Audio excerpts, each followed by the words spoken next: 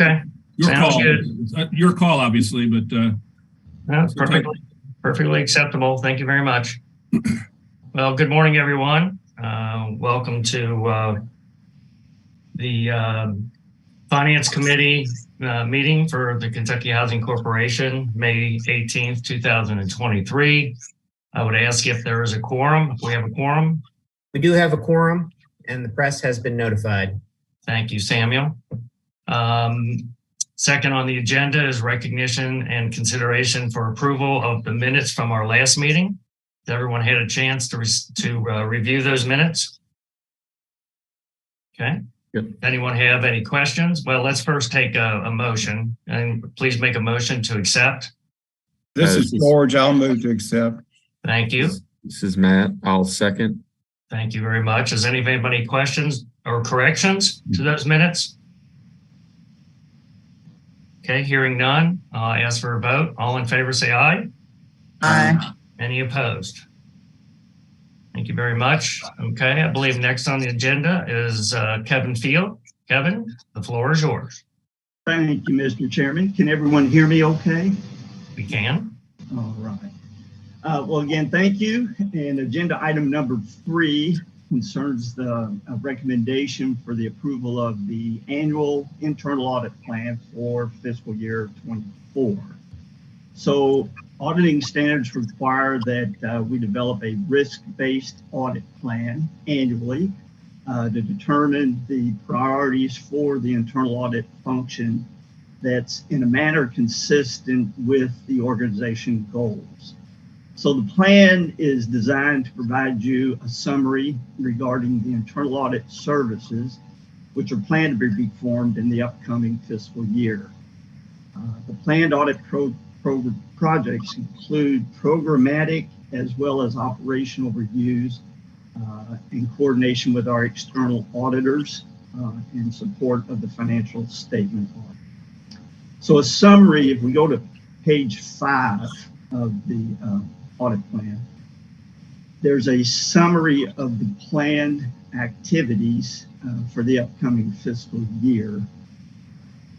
And these include, starting there, thank you, Sam, control testing over the cash disbursement system, as well as quality assurance reviews over the rental assistance programs, and a compliance review of the mortgage electronic registration system. There's also a summary of completed audit projects for fiscal year 23, which are outlined at page 9 to 10.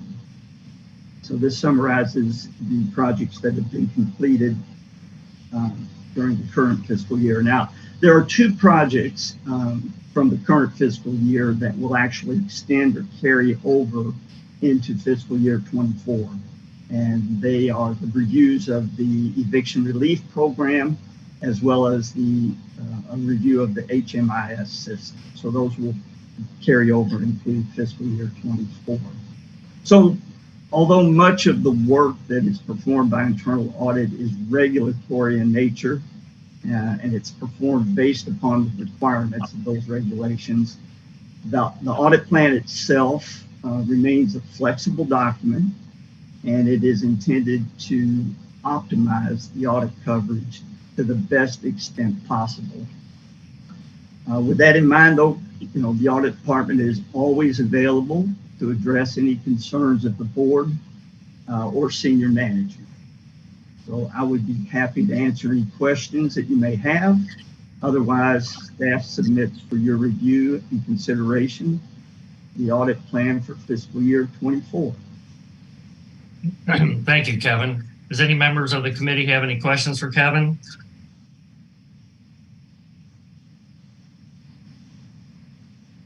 Samuel, was this a require a vote? You all will make a recommendation to the full board. Okay. So, yes. All right. Okay. So, Kevin, are you making the recommendation, or should we have someone from the committee make the recommendation?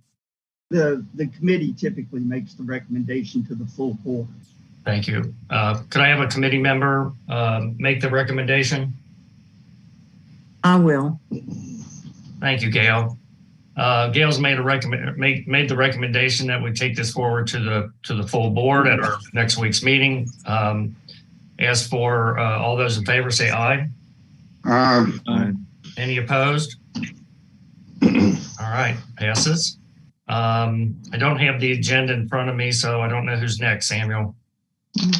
Jim will be presenting the KHC financial update for as of March 31st, 2023. Thank you very much. Jim, you have the floor.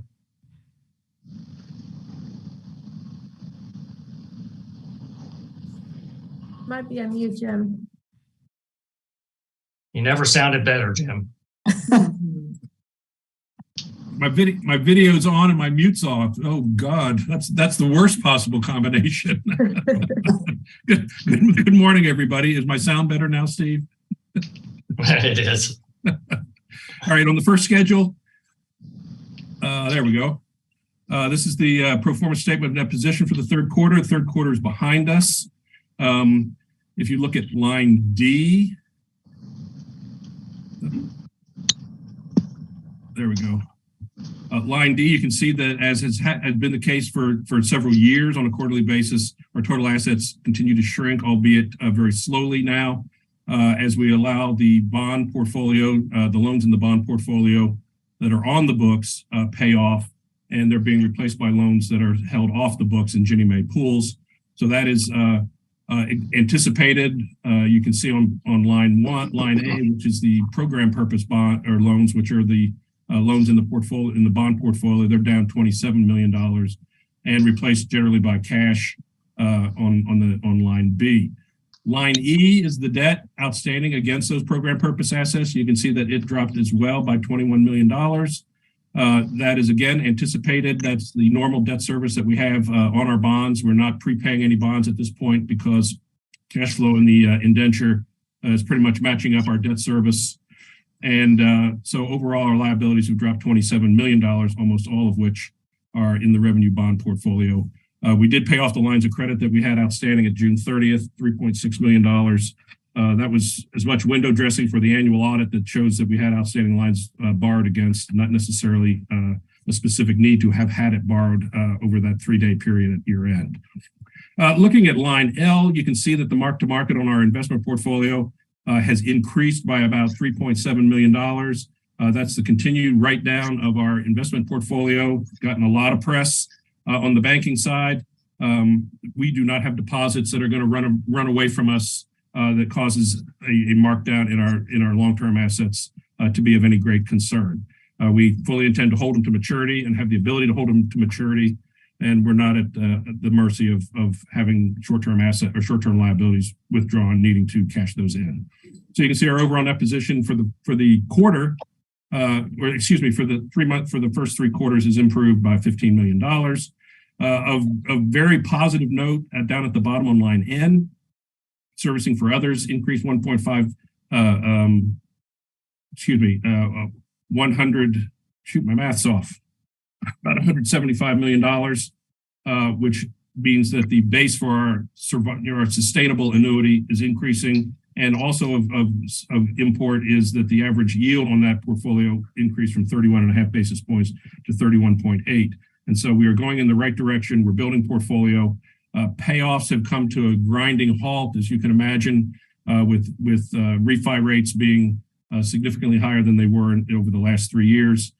We're getting very few payoffs, but we're still holding our own on production, albeit at a lower level than we enjoyed over the last several years. So overall, a good look at our net position. Remain very strong. We are $445 million of net worth, and able to sustain a lot of negative impacts, and which we don't foresee happening. We see continued growth in that particular number in the quarters ahead. Going to the next page, pro forma income statement. Consistent with the story of increased yields on our investments, even though they have shrunk, the actual return on them has shrunk very minimally. I'm on line A. On line B, we do have variable rate debt. The interest rate on our debt, which are the bonds primarily, have been going up. And so that story holds, that even though the liabilities did not go up, the rate on the liabilities did. and therefore the interest expense increased by $646,000. The big number in today's quarter, as it was, has been for the full year, is that gains on sale of loans. I'm on line D, whereas they were $15.2 million last year, it's 5.8 this year. The markets have just not been cooperating that they were for the 3 years prior. The capital markets are very tight. The appetite for premium rate Ginnie Mae pools is not there. These pools prepay as soon as rates go down, and nobody's going to pay a high premium to get access to them now. So this is not a surprise. It's disappointing, obviously, but not a surprise. We are covering our overhead, covering our costs, covering cost to originate, origination fees, and all the other expenses associated with originating those loans. We're just not getting the top end gravy that we've gotten over the last several years. Line F, as I mentioned just a minute ago, we did take another $3.9 million hit in market value of our securities. Again, not a concern. We don't have the same situation that the banks do. Going down to line H, G&A expense, it looks like a $6 million increase in G&A from last year to this year. Those of you who were on the board in the committee last year, remember we did take an adjustment to the pension expense in the 9 months ended March 31 of 2022, recording a negative expense in the G&A expense. It's kind of an accounting anomaly, but there was a big credit in 2022 for the correction of the accrued pension liability. Obviously, that's not there this year, and so the $16 million is more indicative of what the prior several years have been in the G&A expense line relative to the level of activity we're doing. So again, not a surprise and obviously explainable. Similarly, on line, we have a line blank there, the interest on pension liability. We did pay interest expense last year on the amount that we owed on the pension. Obviously, it got paid off, and we don't have that expense this year. Going down to line O, change in net position, which for us is net income for the 3 quarters. Still a respectable $15 million bottom line, positive. Obviously lags 3 months ended of March or 9 months ended March of 2022 by a substantial amount. Again, almost exclusively due to the reduction in the gains on sale of loans in the single family lending area. Again, the net position $445 million. We do have a mark-to-market reserve or the mark-to-market hit. Excuse me. With $18 million this year versus $36 million last year. So again, given the difficult market, particularly on the single family origination side, we are continuing to produce loans, produce them at a net profit to the bottom line, and enjoying the benefit of payoffs slowing down significantly so that the annuity that we built up over the last 3 or 4 years is continuing to throw pretty good periodic income to the bottom line. So everything's pretty much hitting on all cylinders. So, and looking forward for the next 3 months, no great obstacles in the way that we should close out the year in a pretty decent way. Where'd the cash go? Where's it come from? The highlights here, line B. We had a significant outflow of cash flows last year versus this year. That was the payment of the pension. And so we're back to a little bit more normal. Then you look at the bottom, the 2023 levels of activity trail the activity levels of the 9 months ended of March of 2022. Those are almost all single family funding metrics. And so single family loans are running about 75% of where they were last year. And so the cash flows resulting from those are down about 25% as well. Moving on, this is the analysis of overall fee income. Where's it come from? Where do we have it? Well, this schedule is on revenue. I'm going to zero in on 3 items here. Line E, temporary COVID funds. We're running $3.5 million behind last year. This is not a news flash. HHERF has wound down, and so we're going to lag on revenue coming in, or admin fees coming in from primarily HHERF. That's matched by a significant drop in expense, which we'll cover in just a minute. The highlights really for the quarter or the 3 months is lines G and H. Servicing on single family activities are $900,000 over budget. We've talked about this a little bit during forbearance. Borrowers were not making their payments. and as a result, we were not earning servicing fees on those payments that we didn't get. In some cases, the loans that they were in forbearance for 36 months, and so there was this pent up, unreceived, unrecorded servicing fees that have flushed through in this fiscal year as HUD and Fannie Mae and the other insurers have done partial claims and loan modifications to where all of that pent up servicing fee income has flushed through this year. We anticipated some of that, but we didn't anticipate it to the level that it's actually come in. The level of year-to-date actual, if you look at the middle column on line G of $8.3 million, that number will be down next year. You'll see that in the budget because we have received most of those pent-up servicing fees in fiscal 23. Then the next line, line H, which is rental production fees, $1.8 million ahead of budget. That account, we've talked about this several times over the last 4 or 5 years, that is subject to the timing of projects. And so we could have tremendous over budget through the third quarter, and that number will actually decrease as a result of what happens in the fourth quarter. So I don't anticipate that getting bigger. I actually anticipate it getting a little bit smaller as the budget then catches up to the projects that have closed during the year. Overall, if you go down to line N, we are behind on revenue. We're behind $3.5 million in revenue on admin feeable activities and $2.7 million ahead of budget on more of the enterprise activities that we do. Line O, compared to our operating expenses, which is on the next page, but we're $3.3 million favorable to budget, and that translates almost exclusively into the under budget on line E, being the temporary admin fees or the COVID funds coming through in admin fees on line E. So the basic surplus then is we're $2.3 million. I'm on line P here, $2.3 million ahead of budget, which should survive to the bottom line reasonably intact for the full fiscal year.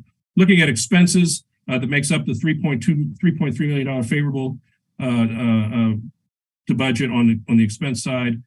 Clearly on line D, $2.5 million of that is being favorable to budget on personnel costs. Again, HHERF primarily wound down and was not running at nearly the tempo it was budgeted to run. As we got rid of and laid those people off and quit using contractors, we were significantly favorable to budget there. A couple of the other lines that were favorable on foreclosure costs and release fees.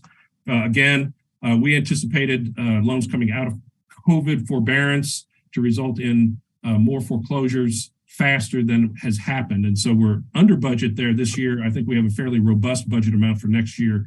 Again, there's a time lag on how some of that stuff has come to fruition this month or this quarter. A couple other lines here. Line O, liquidation shortfall, that's a function of payoffs. And so as we've said, the payoffs have dropped significantly during fiscal 23, and that number has dropped proportionately. And employee development, we're very favorable. Line L, $144,000.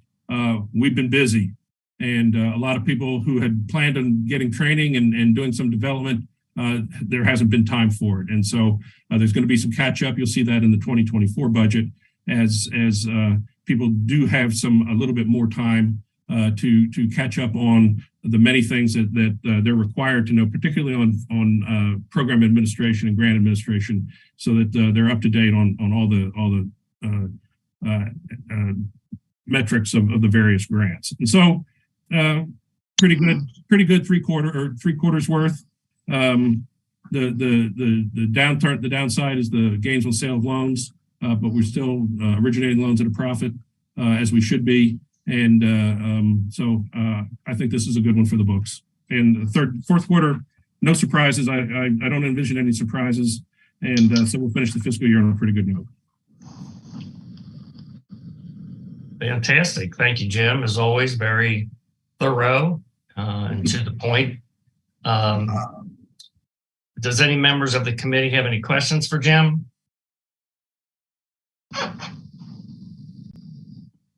Man, it is a quiet morning this morning. I'm not hearing a peep. Even Tracy's not saying anything. Ed, give her a minute.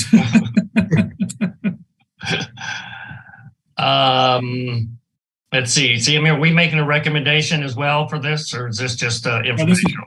This is information only. Okay, that's what I was thinking. Okay. Jim, thank you for that presentation. And I had my agenda on my screen. Now I lost it. The next item is the adoption of the annual budget and approval of the budgeted operating expenditures for the housing revenue bond resolution. Okay. As Samuel said, you have the floor.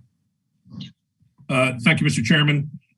This will require action of the committee when at the conclusion to recommend adoption of both the budget and also the operating expenditures as per SOP for the last 20 years, I guess, of having the bond indenture. What I was reporting on the third quarter is the past. The budget is more of a presentation of the future, and Tracy Thurston is the future of the finance division of Kentucky Housing Corporation, and I'm going to pass the mantle to her, and she's going to talk about the fiscal 24 budget. Thanks. All right, I am off mute. Thanks, Jim. Good morning, Mr. Chairman, members of the board. I'm going to walk you through our fiscal year 2024 operating budget. Sam, if you could go to the first page of the memo. You can go up. Our budget committee members are at the top here. It took a work of a lot of folks to prepare this budget. One person that is omitted from this that should not be and will be corrected in the full board meeting is Kendrick Vonderschmidt. He is our managing director of corporate planning and accountability, and him and his team met with all the areas of the corporation to prepare this operating budget. He is on the call this morning. Michael Bianco, our controller, and his accounting staff also assisted with this, and Mike is also on the call. I think the best way to approach this is I'm going to walk through this memo and then go through a couple schedules to show you the fiscal 24 proposed budget.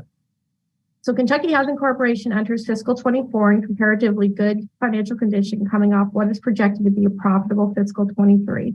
That said, the corporation continues to deal with what can be described as the most daunting challenge in its history, the coronavirus pandemic.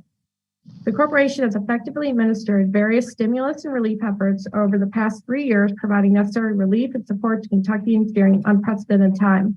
Fiscal 23 has seen a wind down of some COVID relief programs, specifically HHERF, as well as some growth in legacy programs as a result of additional federal funding appropriations.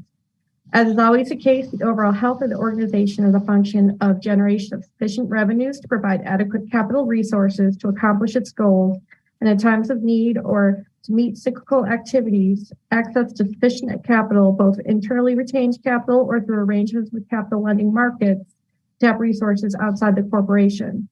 Corporation's sound financial practices over the past several years have put the corporation on a reasonably solid footing to weather the new world environment, having benefited from historically low interest rates, significant refinance and buying activity in the housing mortgage market, as well as exiting the pension plan, significantly reducing the corporation's pension expense. For fiscal 24, revenue sources of the corporation's normal activities are budgeted to increase slightly due to increased federal funding appropriations in our homelessness and weatherization programs. These increases are offset by decreases in income generated by the corporation's homeownership program and loan servicing division. Current economic conditions, such as rising interest rates, increased housing costs, shortage of housing inventory, and global inflationary pressures have impacted the ability for first-time home buyers to achieve homeownership in this environment. Upwardly mobile home buyers of the past several years are staying put in their current houses with their low-rate mortgage, resulting in a shortage of entry-level housing stock. Changing in market conditions has also impacted the ongoing success of the corporation's secondary market mortgage purchase program. Jim talked about this a bit with our quarter 3 update. Our gains on sales of loans has decreased significantly. The source of revenue has been unpredictable over the last year and continues to be subject to market forces. Successful loss mitigation strategies causing many loans exiting forbearance and becoming current resulted in 2 to 3 years of accumulated fee income being realized in fiscal 23, which Jim referenced. This will not continue into fiscal 24. Rental production continues to be strong, although the timing of the fees earned can be unpredictable and a challenge to project.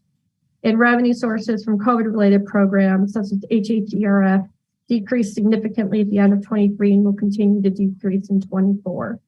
Revenue related to our housing assistance program, HOPE, is expected to increase slightly in 2024 as long as the funds remain available for obligation. So the budgeting process in itself, it requires that management estimate and establish the level of activities for the next fiscal year, ensuring there's sufficient anticipated resources to fund those activities.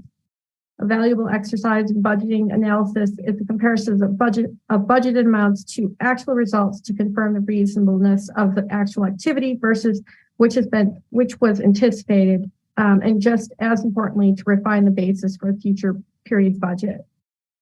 Though final fiscal 23 figures will not be known for several weeks, based on year to date, we essentially forecasted 2024 budget based on 2023 projected actuals.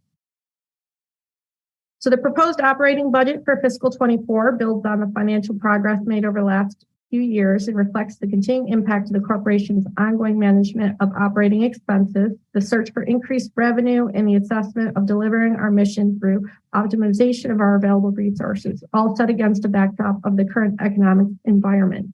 The budget proposes for continued funding of some necessary cyclical infrastructure expenditures and initiatives in the corporation's business planning. Succession planning and employee development continue to be a high priority in 2024. The portion of the proposed budget in support of the housing finance program, $2 million, is to be funded by the HRB, reflects decrease from fiscal 23 as the HRB portfolio continues to decline in size. The 2024 budget reflects funding levels based on recurring legacy federal appropriations sufficient to fund the corporation's activities through June 24, with staff and management attention given to maximizing admin fees. To that end, and this is pretty new, we proposed this last year, but is actually in place for fiscal 24. The corporation successfully applied and was approved for a negotiated indirect cost rate, NICRA, as it's called, with the Department of Housing and Urban Development in fiscal 23. The 24 budget estimates reflect the use of the approved NICRA. Using a NICRA accomplishes two primary outcomes. First, with high pension costs of the past now out of the reimbursable cost build, it's necessary to properly allocate indirect expenses to ensure we recover the maximum admin dollars available for costs we've been incurring for years that were not passed on to programs.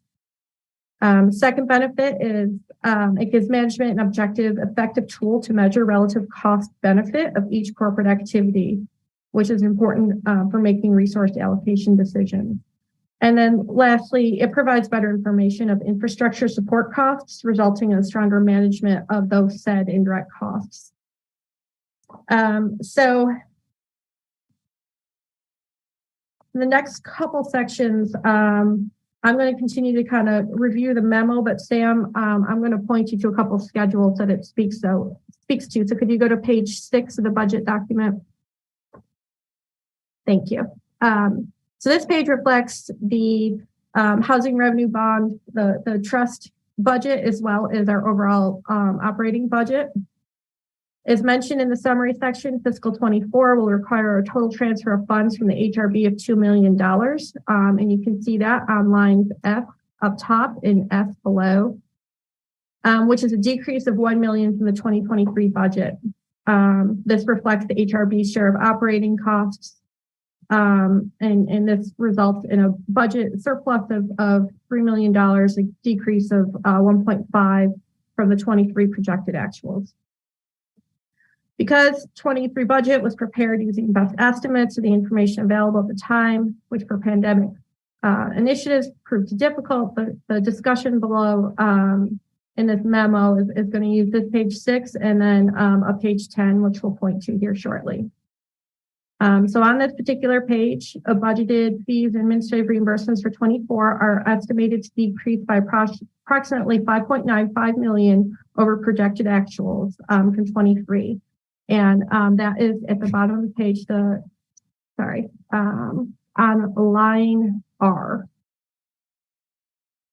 So this consists of a $7.58 million decrease of HHERF, which is line M, a $640,000 decrease in homeownership and loan servicing fees, which is lines L and P, and an $800,000 decrease in rental production fees, which is line O, offset by an increase of $2.4 million of legacy programs, such as homelessness programs and weatherization, which is lines I, J, and K, and then a slight increase in HOPE fees, which is line N.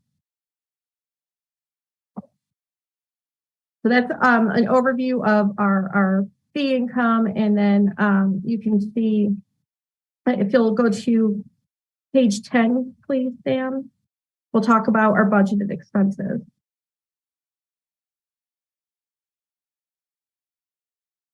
Okay.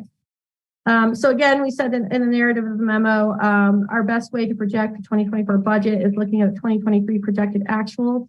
So that's what the schedule does. There's a few other schedules in this operating budget that compare 2023 budget, the 24 budget, or 2023 projected actual, the 23 budget. But this particular page summarizes really how we arrived at the amounts for the 2024 budget. The budget expenses for 2024 are estimated decrease from 23 projected actual amounts by approximately $5.4 million, from $41 million to $35.6 million.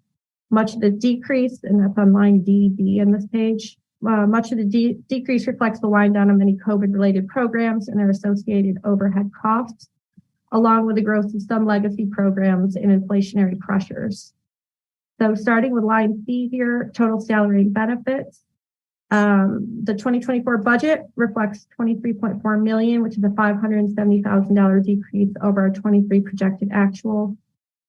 This reflects a $2 million decrease in costs associated with administering HHERF, and then other legacy programs, as I mentioned, homelessness programs, weatherization, saw increases as a result of program expansions.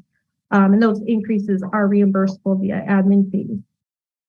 Some of this increase also reflects the switching from some contract workers. So workers are contractor temps, switching them to on payroll workers in certain areas of the corporation, which is a right sizing initiative taken on by management for this next year.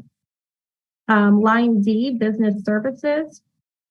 This item reflects a decrease of $5.5 million, comprising mostly of costs associated with sunsetting COVID relief programs. Again, this also reflects a switch from contractor employees to on payroll employees. Line E, computer operations, reflects an increase of $145,000, comprising the costs associated with enhancements to current software systems and software maintenance, as well as costs associated with our system redundancy efforts. Line F, foreclosure. This is an increase of $95,000 and reflects an end of loan forbearance and foreclosure moratoriums and resulting foreclosure activity and possible losses therefrom. So we are now moving towards being able to do more foreclosures now that the forbearance periods are coming to a close, and increase in expenses related to that are reflected here. Line H, employee development, as Jim mentioned in the Q3 update, there's an increase of about $280,000 compared to 2023 actuals. Some of this is just employee development initiatives being pushed into the next fiscal year, as some were not able to get to in 23. It also reflects an increase in grant activities and federal funded programs, which are reimbursable via admin fees. Line I, travel, is very much related to employee development. The increase mirrors the activity that's taking place within employee development and some expansion of our current grants. Line J, office supplies, it's an increase of $100,000. Again, mostly comprising of computers and supplies related to grant expansion. And it also reflects the corporation's ongoing replacement of employee computers and their refresh cycles. Line K, printing and public information. This decrease is mostly due to money spent in 2023 on HHRF that we are not anticipating spending in 2024. Line L, training for partners and clients. Most of this increase of $181,000 is associated with those additional grant activities and are funded via admin fees. Line N, liquidation shortfall. This is a decrease of $137,000 to reflect lower year-over-year projected loan payoffs in our Ginnie Mae pools, which Jim also spoke to on our Q3 update. Line Q, equipment repair and rental. This increase is mostly due to additional grant activity as well. And then equipment and software on line T. This is a decrease of $342,000 as a result of several projects completed in 2023 that are not anticipated in 2024. Many of those related to COVID relief programs. I'll point you to one more schedule here on in this packet. It's schedule 12, so 2 more pages, Sam.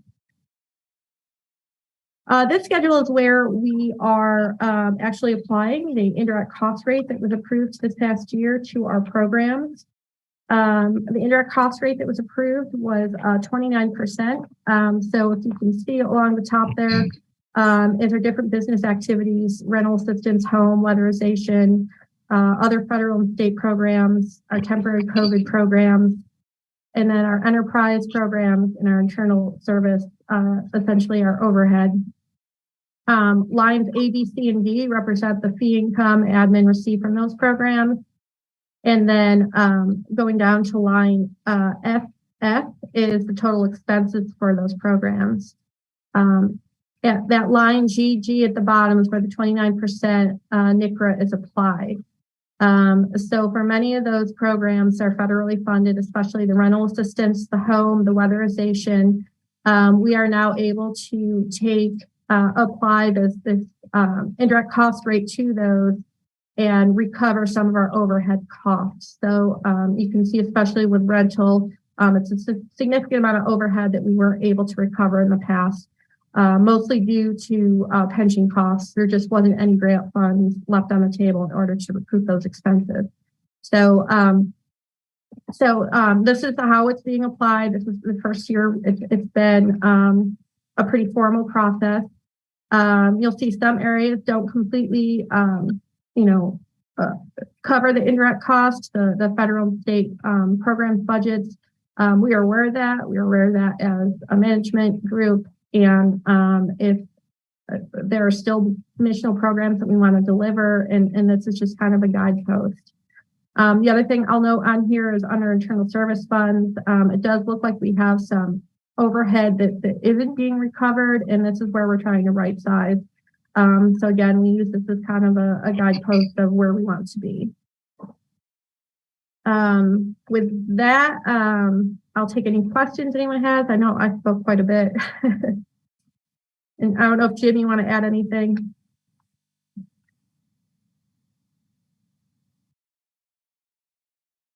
Jim, do you have anything? You might be on mute. I'm trying to unmute. Every button I push doesn't seem to work, but it looks like I got it now. I think Tracy covered it pretty well. The thing about the NCRA is going to be an incredible management tool for us, so that it will improve executive management decision making on where we want to spend our corporate resource dollars in the event that the admin is not sufficient to cover it. And if for those members who've been on the board forever, the pension gobbled up all admin fees and most of the other revenues of the corporation. And so the need for this process of allocating overhead was not particularly a high priority item, because the pension was it used up all the admin. Now that pension cost is in line and under control, we need to make sure that we do have an adequate indirect cost allocation, so that we don't leave admin fees on the dollar or on the table that are being incurred in an overhead cost center. And this is the vehicle we've chosen to do it. And Tracy mentioned that there still seems to be residual expenses in the overhead cost centers, and those will be scrutinized. There are a number of expenses that are not recoverable by admin fees under the various federal and state programs, and those are we know that they're not going to be. The corporation is willing to devote corporate resources in fulfilling some of these program activities, but we had hoped that number would have been lower. And we were analyzing why the 2.8 survived to the bottom line. It will always have an amount that will survive as an expense there, but that we're going to really hammer on that to try to get that number reduced going forward. Okay, thank you. Any other or anyone have any questions? Okay, Samuel, am I asking for motion on resolution 26? Yes. Okay, so can I have a motion made for resolution 26, please? So moved, Gail. Steve. Thank you. In a second. This is Matt. I'll second. Thank you, Matt. All in favor, say aye. Aye. Any opposed? Okay, motion passes. Also need a motion for resolution number 27. This is Matt. I'll move. Thank you, Matt. And this is George. I'll second. Thank you, George. All in favor, say aye. Any opposed?